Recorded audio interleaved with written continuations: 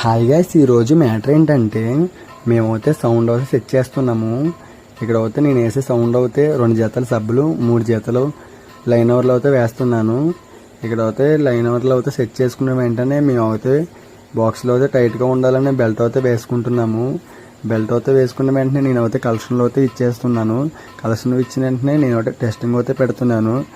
Sound అయితే ఎలా ఉందో కామెంట్ అయితే చేయండి గైస్.